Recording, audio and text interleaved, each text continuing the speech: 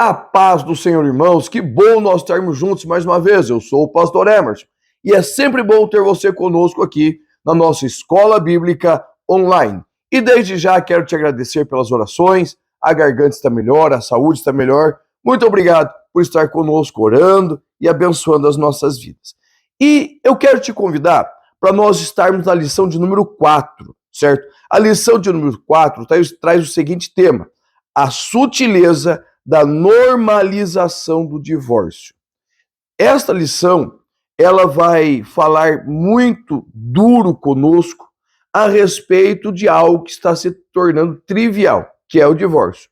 Eu vou colocar o pensamento da lição, certo? O pensamento bíblico, e também eu vou colocar alguns posicionamentos meus, tá? Eu vou fazer a leitura do texto áureo e também da verdade prática, e eu já vou aplicar aqui algo que eu penso, que eu estudo, que eu tenho visto, e eu creio que vai ser uma bênção para você. O texto áureo diz assim: assim, não são dois, mas uma só carne. Portanto, o que Deus ajuntou, não separe o homem. Mateus 19:6. A verdade prática diz assim: o padrão bíblico para o casamento é que ele seja heterossexual, monogâmico e indissolúvel. 3 pontos do casamento. Aonde nós precisamos começar? Que o casamento, ele vem antes da queda. Ele tem uma bênção especial. O casamento, ele tem algo especial de Deus sobre ele. Vá lá, vire a sua Bíblia, volte lá. Gênesis capítulo 1, versículos 27 e 28. O Senhor vai olhar para o homem e vai dizer para o homem e para a mulher: sejam fecundos, multiplique-se. Ou seja, existe já aí a ideia de um comprometimento, de estarem juntos num propósito, um propósito de multiplicação. O homem está sozinho, junta-se à sua mulher, já começou esse trabalho. Começa a ter filhos, criação de filhos. E não é só a multiplicação genética, mas também de conceitos, preceitos, ensinos, né, daquilo que o homem tem vivido. E daí você vai ali para Gênesis capítulo 2, versículos 22 a 25, o princípio ali é que o homem não esteja só. Por isso a mulher é dada a ele, e a mulher é semelhante a ele. E e o varão vai chamá-lo de varoa. Por quê? Porque ela é osso do seu osso, carne da sua carne, ou seja, é parte dele. E é isto aqui que nós estamos vendo no texto de Mateus, Mateus 19:6, que eles são dois em uma só carne. Então não pode haver separação. E por que eu estou falando disso? Porque tem uma doutrina, se assim eu posso dizer, que está surgindo no nosso meio, que nem todo casamento foi o Senhor que constituiu. Não. Ah, não, porque eles fora da igreja. Não, irmãos, preste atenção. O casamento, como nós lemos, a queda é Gênesis 3. Nós estamos anteriores a Gênesis 3. Isso quer dizer que a bênção de Deus está sobre o casamento, certo? Quem casa automaticamente tem a bênção de Deus, certo? Tem uma bênção. É diferente daqueles que casam no Senhor, que tem uma bênção especial, ou tem a bênção, tem uma orientação, tem um cuidado. Mas todo casamento é abençoado pelo Senhor, certo? Não importa se é o casamento de um cristão, se é o casamento de um muçulmano, de alguém de matriz religiosa africana ou asiática, um livre pensador. O casamento, desde o momento que um homem e uma mulher tomam a decisão de se casarem, existe uma bênção. É isso que Jesus está dizendo, que não pode haver separação, dissolução naquilo que o Senhor uniu, certo? Ou seja, eu tomei a decisão com a irmã Josiane, minha esposa, o que aconteceu? Automaticamente, a bênção do Senhor veio sobre as nossas vidas. Graças a Deus, eu casei com uma menininha crente, nós casamos no civil, nós casamos na igreja, ela estava linda de branco, né? Eu estava com um terno azul, topetão ali cheio de gel, certo? Mas nós estávamos ali, recebemos a bênção do Estado, que é o casamento, né, civil, e recebemos a bênção do Senhor, que é o casamento religioso. Mas aqueles que não têm essa matriz confessional nossa, e mesmo assim casam-se no Senhor, casam-se, tomam a decisão de constituir família, existe uma bênção. E é por isso que nós somos contra o divórcio. Para quê? Para que você possa, para que a tua família possa viver plena e abundantemente na presença do Senhor. As nossas aulas têm abençoado a sua vida? Então nos ajude também. Nós estamos aí trabalhando no YouTube, certo? E o nosso desejo é alcançar vidas, famílias. Você conhece pessoas que estão pensando em se divorciar, que estão com problemas? Mande os nossos vídeos, certo? Essa playlist dessa revista está muito boa para ajudar famílias, casamentos. Então mande para eles. Quando você manda, você nos ajuda. E o YouTube vai entender que os nossos vídeos são relevantes. Quando você deixa seu joinha, quando você se inscreve no canal, certo? O YouTube vai entendendo que os nossos vídeos estão edificando vidas, tá? E além disso, eu gosto muito quando você comenta aqui embaixo, coloca lá, hashtag, joguinho da velha, né? Estou presente, tudo minúsculo, tudo junto. E você diz para mim de onde você é, aonde você congrega, certo? Esses últimos dias, estava um pouco corrido, eu não consegui responder os comentários que tem ali, mas eu sempre respondo, sempre coloco alguma coisa. Então, participe conosco, seja nosso aluno, inscreva-se e continue a estudar a palavra do Senhor conosco. E dando continuidade, a introdução da nossa lição, ela vai trazer assim o seguinte tópico, né? O seguinte tema, bem no comecinho da introdução. O divórcio é o entendimento como um ato por meio do qual o casamento é dissolvido. Nesse aspecto, o divórcio é a dissolução absoluta da aliança conjugal, tendo como resultado a anulação dos seus efeitos civis. Então veja bem, o divórcio tem um aspecto civil. Civil fala o quê? Fala deste tempo, as nossas relações com o governo. A partir do momento que houve o divórcio, você automaticamente não tem mais nenhuma obrigação civil com aquela pessoa, a não ser com os filhos, né, decorrentes dessa união. Mas não é porque a parte civil foi desfeita que a parte religiosa, a parte espiritual também foi. São coisas diferentes. Deveriam andar juntos. Porque uma coisa é o que é moral, outra coisa é o que é legal. Tem muita coisa que é legal, mas é imoral. Tipo o divórcio.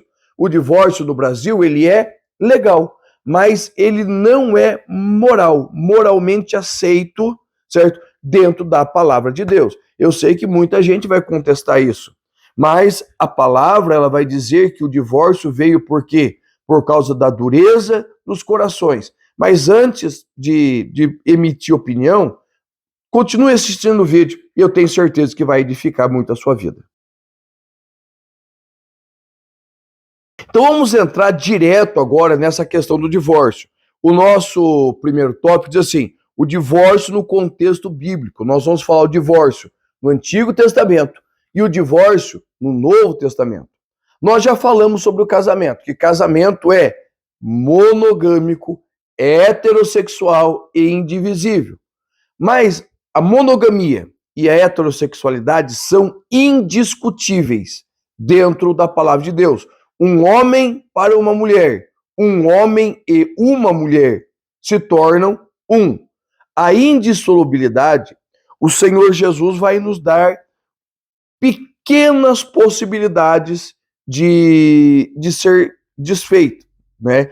O primeiro caso seria o caso do adultério, tá? Só que veja bem, quando nós partimos do princípio do adultério, que o adultério na Bíblia, ele já carregava dentro de si uma condenação para o ou a adúltera, certo? Que era punição por morte. Havendo morte, aquele que sofreu o adultério, certo? A pessoa que foi vítima, né? Ela era casada, o marido ou a esposa cometeu, então ela sofreu o adultério. Ele tinha permissão para casar de novo. Por quê? Porque o adúltero foi morto. Então, no caso de morte, havia uma dissolução automática. Só que daí, nós vamos lá para Deuteronômio 24, Deuteronômio, capítulo 24, versículos 1 e 2, de 1 a 4, e nós vamos ver que Moisés vai dar uma, não vou dizer uma brecha, mas vai dar uma permissão, certo? Para que se escreva a carta de repúdio. Jesus, em Mateus 19, vai dizer que Moisés disse isso por causa da dureza do coração. Por quê? Porque os homens se casavam, certo? E dentro do texto há uma palavra coisa feia ou coisa desagradável, tá? E coisa indecente, está ali no texto. E aí havia a possibilidade da dissolução do casamento. O que seria essa coisa feia, desagradável? Seria, por exemplo, a mulher não sabe cozinhar. A mulher queimou a roupa do marido. Ou o tempo foi passando, né? Isso acontece com todo mundo, já não é mais tão bonitinho quanto tinha 17 anos, tá? Isso ia dando brechas para que os homens fossem trocando de mulher. Mas se nós olharmos para o princípio, Adão e Eva, os seus primeiros filhos, eles não eram assim. A partir de Lameque, que começou a bagunça dentro dos casamentos, tá? Por quê? Por causa da dureza do coração deles, tá? Então, quando a Bíblia vem tratar a respeito do divórcio no Antigo Testamento, ela vai trazer para nós exatamente este peso, certo? De que é mais para a proteção da mulher, porque muitos homens, muitos maridos, não só no Antigo Israel, mas no mundo inteiro antigo, quando queria se largar da mulher, certo? E queria fazer algo, né, dentro da legalidade, muitas vezes permitia até a morte dessa mulher, tá? Então, a Bíblia vai trazer ali uma forma de salvaguardar a saúde física, moral e psicológica dessa mulher, tá? Então, nós vamos ver que, por exemplo, os romanos tinham divórcio, os gregos, o código de Hammurabi, que é tão antigo quanto os 10 mandamentos, já tinha algumas prescrições sobre o divórcio. Mas a Bíblia, ela vai ser enfática quanto. Se você ver lá em Malaquias, capítulo 2, versículo 26, a Bíblia deixa muito clara que o Senhor Deus, ele repudia o divórcio, que ele odeia o divórcio, certo? Por questões banais, por questões corriqueiras, tá? Então, já no Antigo Testamento, no Antigo Israel, nós já tínhamos essas situações de pecado, em que as pessoas, por qualquer maneira, iam abandonando o seu cônjuge. E hoje não é diferente. E nessa questão do divórcio, tá? Essa abertura que o Senhor dá para que a mulher ela fosse salvaguardada, havia também a possibilidade de novo casamento. Daí eles vão restabelecer, olha, casou, separou, o marido morreu, não pode voltar com o anterior, tá? Para quê? Para que não haja aí confusão. Imagine só, a mulher tem uma família, constitui uma segunda família, e de repente vai indo para a terceira família. E isso, irmãos, vai dando... São sérios conflitos dentro de casa, criação de filhos, tá? E isso nós temos visto dentro das igrejas, certo? Esses problemas familiares que estão acontecendo. Então é muito importante nós compreendermos esse ponto. O Senhor Deus, ele aborrece o divórcio, mas o divórcio foi dado para salvaguardar, certo? Para guardar os direitos de quem estava sofrendo. Nós não compreendemos que o divórcio seja a saída, Mas em situações de perigo, como nós temos visto, espancamentos, tudo, né, o feminicídio, muitas vezes é melhor você se separar do que algo terrível acontecer. Mas nós vamos vendo isso mais para frente, tá? No contexto do Novo Testamento, tanto Jesus como Paulo são quem vão falar a respeito do divórcio. Jesus vai pegar lá no Sermão da Montanha, Mateus 19, né? E Jesus vai trabalhar a questão do divórcio. Na visão cristocêntrica e também paulina, o divórcio só pode acontecer por meio do adultério, tá? Por meio do adultério. Isso é a regra, é a lei. Mas existe também alguns atenuantes, algumas situações que você pode buscar o divórcio. Quando Jesus fala do divórcio, ele vai dizer que isso é uma afronta direta ao Senhor, porque no princípio, assim Jesus começa, no princípio não era assim. Pronto, aí mata a charada.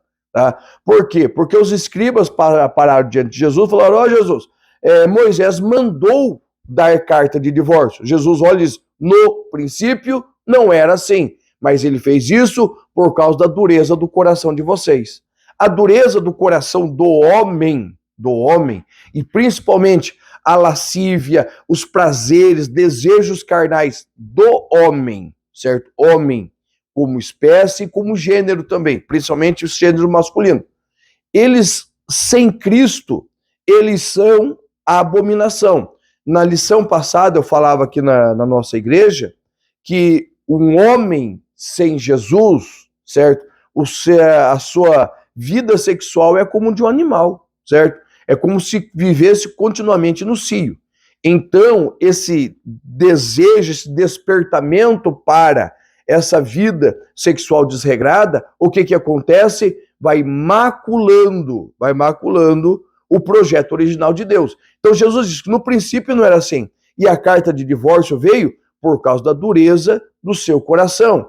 E ele vai tratando da história e vai dizendo que esta separação, certo, não poderia ser feita como se faz, de qualquer maneira, quando se acha coisa feia, tá? E qual é a ideia? O que é coisa feia, né? Dentro desses padrões? Como nós já falamos, podia ser qualquer coisa. Ah, surgiu uma mancha, uma pinta, queimou uma roupa, não pôde gerar filhos. É coisa feia, manda embora. Tá? Esse era o princípio que Jesus estava combatendo. E ele vai deixar claro que na sua doutrinação, como era no princípio, que o divórcio só acontece por causa de adultério. Quando a pessoa está livre para o casamento, quando existe a morte de um dos cônjuges, certo? Então os laços do casamento são desfeitos. Existem religiões aí que os laços do casamento são eternos. Até mesmo depois do casamento, eles fazem uma cerimônia para que eles se casem no céu novamente, certo? Nós não pensamos assim, não é bíblico a isso, mas o que acontece? Morreu, dissolveu o casamento. Houve o adultério, certo? Houve o adultério. Não houve como ter perdão, certo? Porque nós precisamos compreender que nós precisamos, antes de tudo, buscar que haja perdão e reconciliação. Não houve condição de perdoar, não houve condição de se reconciliar, o que vai acontecer?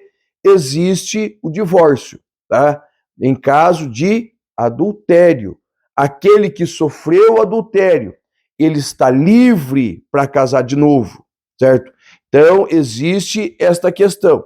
E Paulo vai colocar uma outra questão, certo? Eles não estão divergindo, eles estão apenas, Paulo está complementando, porque nós temos que compreender que a palavra de Deus é inspirada por Deus. Determinados momentos, Paulo teve um encontro com Jesus e ele disse assim, não digo eu, mas o Senhor. Mas quando ele não diz isso, é a influência do Espírito Santo que está orientando Paulo a escrever, porque toda a Bíblia, ela é a inspirada palavra de Deus. Nós estudamos isso no primeiro trimestre. Então Paulo vai dizer assim, olha, e vocês dois não eram crente. Daí, de repente, você ficou crente e o teu cônjuge não. E o teu cônjuge não consegue viver com você como crente. Ele não consegue. Porque a tua obrigação como crente é orar por ele, buscar que o Senhor o salve. Então, o que que você faz? O que o cônjuge não crente, ele não aceita casar com você, viver casado com você, ele pode pedir a separação. Paulo falando, 1 Coríntios capítulo 7, tá? Paulo dando essa instrução. Então nós vamos ter dentro do Novo Testamento 3 possibilidades para o divórcio. Primeiro, a morte. Tranquilo, não tem que discutir. Segundo, o adultério. Quando a pessoa que sofreu adultério não consegue perdoar e pede. E terceiro, no caso dos cônjuges de julgo desigual, crente ou não crente. Irmão, só que veja bem, não vale, na regrinha, nessa regra de Paulo, não vale você é um moço crente, uma moça crente, um irmão viúvo ou viúva crente, certo? Você vai lá, se encanta pelos olhos dele ou dela, casa com ela. E depois não consegue. Aí não vale a regrinha. A regrinha de Paulo, e é muito clara, é quando os dois estão fora da igreja, um se converte e aquele que ainda não se converteu não consegue viver junto. É a ideia de Paulo. Tá? Então, irmão, por que nós precisamos ver isso? Porque a ideia aqui é a perpetuação do relacionamento. A perpetuação do relacionamento. Paulo vai usar também pelo 1 Timóteo, capítulo 5, versículo 8, certo? A ideia de que aquele que não cuida dos seus é pior do que o incircunciso. Veja bem, não cuida dos seus. Isso vai entrar na questão de abandono. É obrigação do marido e da esposa cuidarem plenamente dos seus filhos, de uma forma completa, total, e cuidarem um do outro. Agora, veja bem, muitos homens, e eu vou falando de homens crentes, são violentos com suas esposas. E por muitos anos, nós acabamos quase que obrigando que essa esposa vivesse com um homem violento, apanhando, sofrendo violência física, emocional e psicológica. Hoje nós já entendemos que isso também é um abandono, certo? Que é um abandono, a semelhança de 1 Coríntios 7. Tá? Então, nessas circunstâncias, nós acabamos, assim, voltando com Jesus, por causa da dureza dos corações, aceitando a questão do divórcio. Mas lembrando que no princípio não era assim. E nós partimos dos princípios bíblicos. Então, irmãos, o divórcio dentro da Bíblia é uma afronta direta a Deus, ao seu projeto, aos seus objetivos. E principalmente, como eu estava falando em 1 Timóteo 5 e 8, certo? Quando isso parte da questão de violência, alguém que não cuida dos seus. Porque, irmãos, nós já temos visto aí 21 anos de pastorado, certo? Desses 21 anos, já 15 anos como pastor em tempo integral. Então, nós temos visto muitas situações que são aberrações dentro da igreja, certo? Dentro da igreja. Eu nunca vou mandar ninguém se divorciar, nunca mandei e nunca mandarei. Mas algumas situações, quando é tomada a decisão, nós vamos, aconselhamos, ajudamos, vemos a questão do perdão, vemos a questão da reconciliação, não é possível, nós auxiliamos nesse processo. Para quê? Para a pessoa que está sofrendo as agressões, sofrendo as investidas, ela não venha, certo? Morrer fisicamente, espiritualmente, emocionalmente ou mentalmente. Tá? Então nós temos todo esse cuidado quando nós tratamos da questão do divórcio. Agora já no segundo tópico, que é o mesmo tema da lição, diz assim, a sutileza da normalização do divórcio. E nós vamos falar sobre o divórcio no aspecto legal e o divórcio no aspecto moral. Lembrando que nem tudo que é legal é moral, ok? Vamos lá. E eu vou ler aqui o que está escrito na revista, que o pastor José Gonçalves explica muito bem. O divórcio no seu aspecto legal. A legislação brasileira já foi muito rígida com respeito ao divórcio. Contudo, nas últimas décadas, as razões que justificam o divórcio podem ser várias.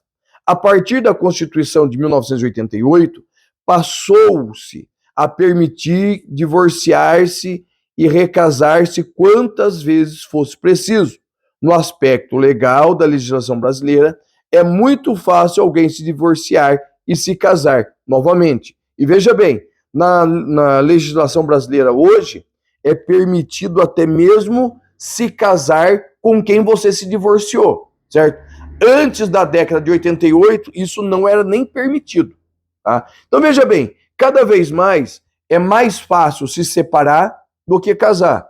E se você estiver solteiro e sem bens, se você estiver solteiro, sem filhos e sem bens, é barato, rápido, não precisa nem de advogado. Vai lá no cartório rapidinho para fazer. Tá? Isto o quê? Para tornar normal, algo comum e corriqueiro. Só que vamos voltar para o nosso aspecto, que é o nosso aspecto moral, é o nosso aspecto religioso, onde nós vemos com os olhos de Deus. Tá? A Bíblia deixa muito clara, certo?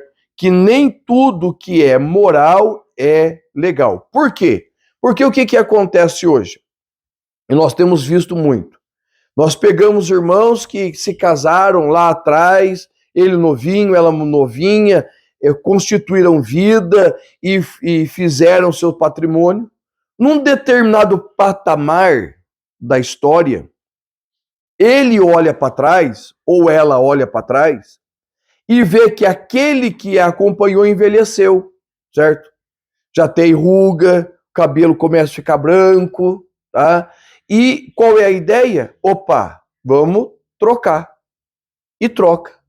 É imoral, certo? É legal, você pode se divorciar, mas é imoral.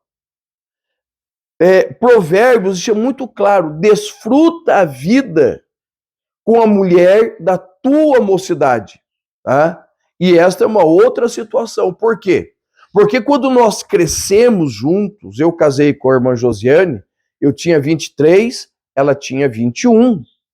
Ou seja, nós éramos novos. Hoje eu tenho 44 anos. Nós estamos há 21 anos juntos. Nós crescemos juntos.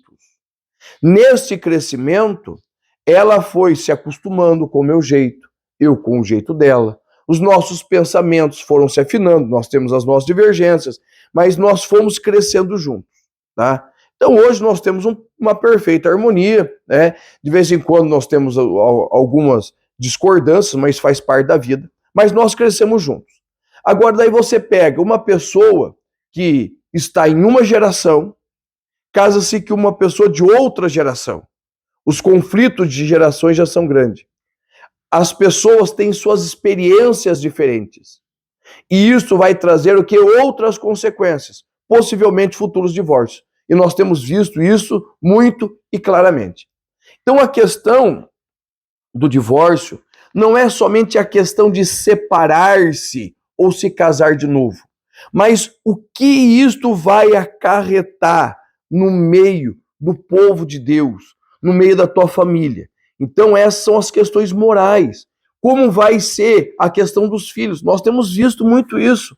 A pessoa, eles se separam, e no meio da separação tem os filhos, que são os que mais sofrem. Aonde esses filhos vão parar? Ou vão parar vivendo com um estranho, que não é o seu pai, ou a sua mãe, e vai ter que criá-los, e normalmente não cria bem, tá? Normalmente tem uma certa repulsa, por mais que hoje, ele às vezes até mente, não, vai bem, e não vai. Eu vejo isso, irmãos, eu vejo isso no meu dia a dia, certo? Dentro das igrejas, tá? Ou essas crianças vão parar com os avós, ou com o tio, alguém que vai cuidar deles. Então nós precisamos compreender que o divórcio, por mais que seja legal, muitas vezes ele é imoral, fora dos 3 princípios que nós vimos no tópico passado. Tá? Você precisa entender isso. Quando nós vamos aconselhar, né, já estou atropelando o próximo tópico, nós precisamos trazer todos esses pontos. Quando eu vou aconselhar alguém que por motivo justo vai se casar de novo, eu sempre falo isso, viu? Você já notou que você não está casando só com ele? Não é só ele, é a história dele. Você suporta a história de vida dele? Você suporta casar com os filhos dele? Porque os filhos vão estar juntos. Pode ser que às vezes já sejam casados, tenham vida, mas eles vão estar próximos. Então, tudo isso nós precisamos pensar na questão do divórcio. E no nosso terceiro tópico, diz assim, o divórcio e a prática pastoral. Vou falar do que a gente vive aqui como pastor. A pessoa do divorciado, o divorciado como cristão. Veja bem, o divórcio. O que é o divórcio? Ele é uma separação, é uma ruptura. Todas as vezes que você rasga alguma coisa, vai ficar fiapo. Você vai rasgar e vai ficar desencontrado. Você não rasga retinho. Todas as vezes que você quebrar um ovo, que você quebrar uma parede, as marcas irão ficar. Qual o problema dentro do divórcio? Que o divórcio, ele é uma quebra de uma aliança. Quando você casa com uma pessoa, dificilmente alguém casa para separar. Então você está preparado psicologicamente, emocionalmente e fisicamente para viver a vida inteira. Então quando você olha para a pessoa divorciada, para ele ou para ela, certo? Independente de qual foi a situação, você precisa olhar que ela é uma pessoa que precisa ser cuidada em todos os aspectos, certo? Porque muitas vezes as igrejas tratam apenas do aspecto espiritual. Ah, não perdoou, divorciou. Ah, tá bom, vamos orar por você e acaba aí. Não, a parte espiritual é importante. Mas existe também a parte psicológica, é uma violência. O divórcio é uma violência na pessoa e nos filhos, na família. A família que passa pelo divórcio, ela também fica doente. Tá? Nós conhecemos, nós vivemos isso, certo? No meio da nossa família. A família sofre, os filhos sofrem. Então precisa ter um acompanhamento da igreja, um acompanhamento da família. E eu vou até mais longe. Precisa de um acompanhamento psicológico para esta pessoa, para que ela possa refazer a estrutura da sua vida. E quando nós olhamos do divorciado como crente, mesmo que foi aquele que pecou, a Bíblia não manda nós jogarmos fora, porque nós estamos no tempo da graça. A Bíblia nos manda ajudarmos as pessoas a caminhar na fé. Então, quando a pessoa se divorcia, nós precisamos cuidar muito da fé dessa pessoa, para que ela se firme no caminho do Senhor. Para quê? Como a gente diz por aqui, para a pessoa não loquear. O que é isso? Saiu do casamento, foi desprezado, foi trocado, ele ou ela se acha no direito de sair passando o rodo por aí, certo? Muitos divorciados fazem isso, ou seja, pegando namorado e... Não, irmãos, esse não é um princípio. O princípio é curar as feridas, restabelecer a vida, principalmente se foi quem sofreu o divórcio, certo? Nós vamos orar com ele, ajudá-lo, fortalecê-lo. E aquele que cometeu o adultério, pediu o divórcio, nós vamos orientar para quê? Para que ele seja cuidado, para que ele seja amparado pela igreja, certo? Porque nós odiamos o pecado, tal qual Deus, nós aborrecemos, odiamos o divórcio, Malaquias 2:26, mas nós amamos a pessoa. E a nossa ideia é cuidar da pessoa para que esta não venha, certo, a se perder do mundo. E um terceiro ponto que nós precisamos colocar rapidinho para encerrar é a questão do divorciado no ministério. Vou dizer, digo eu, não o Senhor nem a igreja, tá? Eu sou contra a pessoa que, estando na igreja, obreiro da igreja, pastor da igreja, se divorcia fora as 3 cláusulas de separação que há na Bíblia: morte, não crente com crente, porque se você é um obreiro na igreja, o teu cônjuge tem que ser crente, e o caso do adultério, certo? Se você sofreu adultério, nós apoiamos que o teu ministério vá sendo reconstruído, tratado e reconstruído. Se você cometeu adultério, penso eu, você pode ser um bom crente, um bom auxiliar. Por quê, irmãos? Porque Paulo vai dizer que o ministro, o obreiro, precisa ser irrepreensível, marido de uma só mulher, tá? Porque nós vemos nas questões ministeriais, questões de filhos, certo? E você precisa atentar para isso, auxiliar a sua família, certo? Os seus filhos. Muitas vezes, e isso é muito claro, os filhos não vão para a igreja porque eles viram em casa as situações que aconteceram e veem o pai ou a mãe obreiro na igreja. Então, penso eu, certo? A pessoa está no ministério, se divorciou, ele cometeu o adultério, ele vai ser crente, Jesus perdoa o seu pecado. Mas na questão do ministério, ele deve se afastar, se tratar, tá? Para daqui a alguns anos ele retomar o seu ministério. Não creio na liderança de uma igreja, mas auxiliando, lecionando, estando ali amparando a igreja de Cristo. Tá bom? E Deus te abençoe muito. Na próxima lição, nós estaremos juntos para adorar ao Senhor e aprender da sua palavra.